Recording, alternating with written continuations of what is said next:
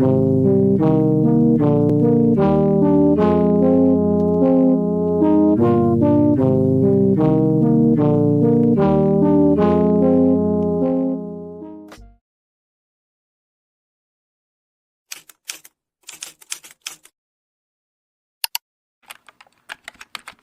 the diss when it's Chris slaying it with the twist. Can't resist that fearlessness in the mission. Got the gist.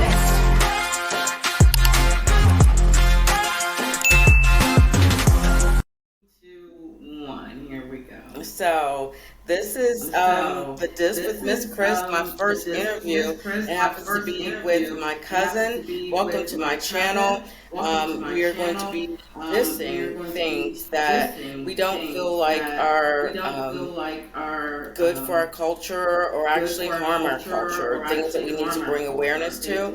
And so I hope it's something that everyone will be able to get some information and enjoy and be life-changing. So today I have the pleasure of having my cousin here, who is Mr. Richard Williams, the Sharp Preventative Specialist at JBSA Fort Hood, Sam Houston. How are you doing today? I'm doing absolutely fantastic, Chris. How are Good. You look great. You look Great, by the you? way. Thank you. Great, by the way. Hey, this is what 60 looks like. Yes, not only 60, you are a heart attack survivor.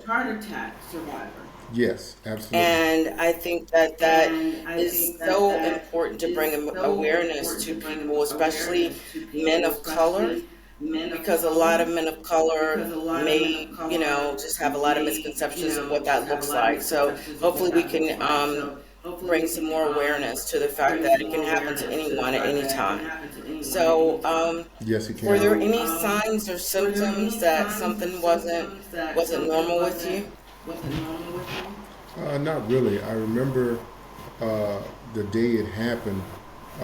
My wife Terry and I were at Best Buy, just walking around, and she was doing, shopping, and I felt like I had indigestion real bad, and we walked around a little bit, and then the indigestion just got worse.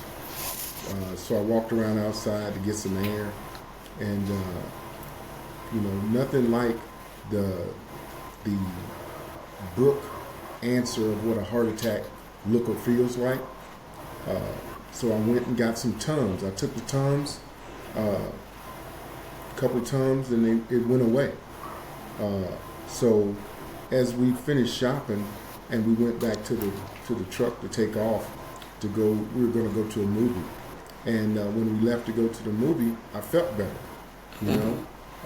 and no pains in the chest, no pain radiating down your left arm, no pain in your jaw, none of that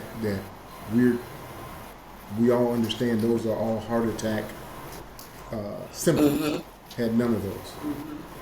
So we went to the movie. We sit through the whole movie.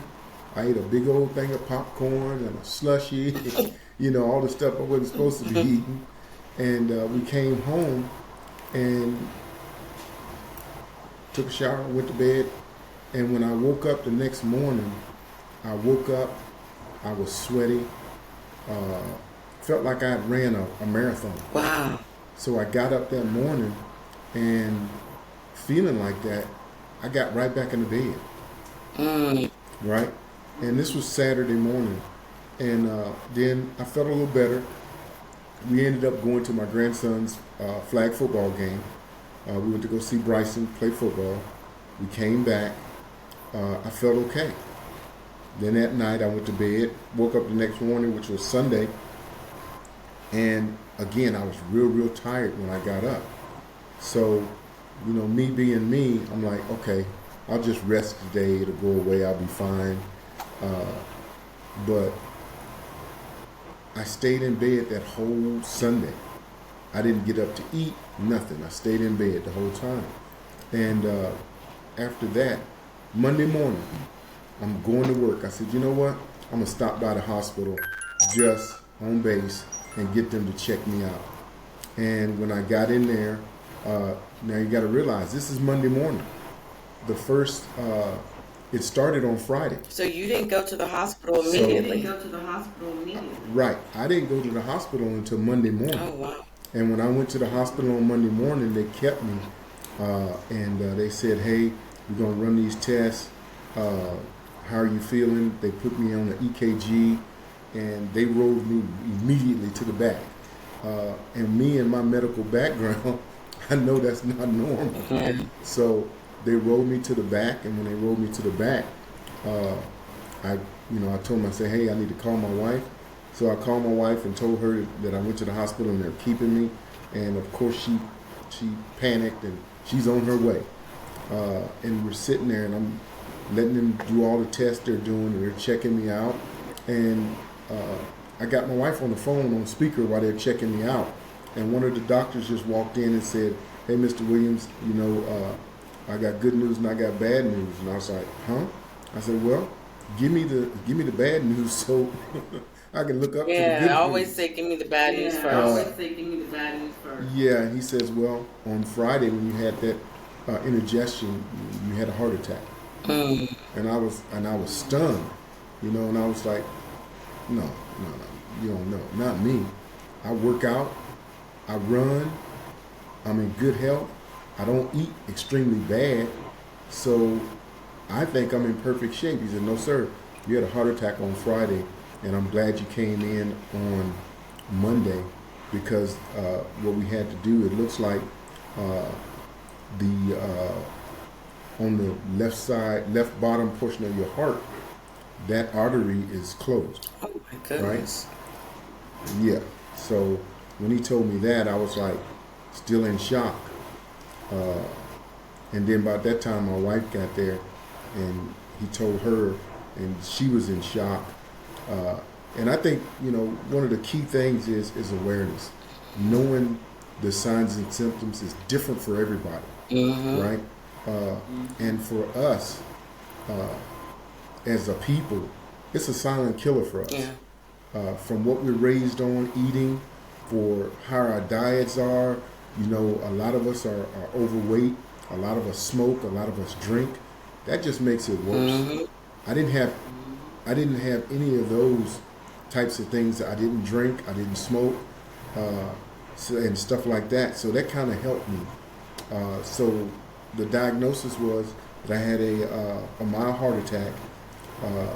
The left bottom portion of that artery was like 60% closed. So the other artery, they went in and put a stent in my heart. Okay. And then once they put the stent in my heart, immediately after the procedure, I felt better. Of course, I was in the hospital for I think 3 days, where they fed me nothing but hospital food. So I went from 224 pounds to 205 pounds in like a week. Wow. But what it was, they was feeding me the right food, giving me the right medication. They put me on a heart medication. They put me on blood thinners, and everything started to work out from there. So how did that diagnosis affect your friends and family? Did you tell them? Well, How did they react? When I told them, it had an effect on everybody, from me to my wife. Believe it or not, my grandson, one of the youngest ones, Bryson, at the time, that's my stick man. And whenever I get sick or something's wrong, I always want to talk to Bryson. And it affected everybody. It affects the way you think, because I'm like, man, if something happens to me, who's going to take my grandson to football practice? Right. Who's going to work about, doing those drills with him to get him ready, and it plays with your mind, and it really wakes you up to the fact that you got a lot more life to live, and you got to do it right. But most of all, you got to identify the issues when they come up, and you got to make those life changes so that you can continue life. That's right. So to answer your question, it affected everybody. Yeah. I can imagine. And you mentioned something about affecting your personal perspective. So what about work and your career? What did your perspective about Yeah. that change, or did that change? Well, believe it or not, the people I work with is like family to me. Uh, when they heard and they found out, I got visits from all my soldiers. My leadership came to visit me in the hospital, uh, and everybody was worried. And like all the 25 people that I that I work with, that work under me, they all decided to go get checked for their hearts. You know, they said, man, if it can happen to Mr. Williams, man, that dude is in shape. We got to get checked. So it kind of brought about awareness for even the people I work with, that they need to get checked, because it can happen to anybody at any time. That's right. So finally, what would be your message to other men and women regarding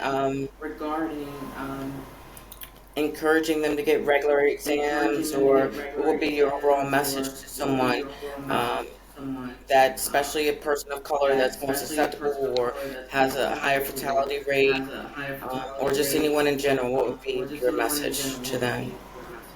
My message would be plain and simple. Listen to your body. Yeah.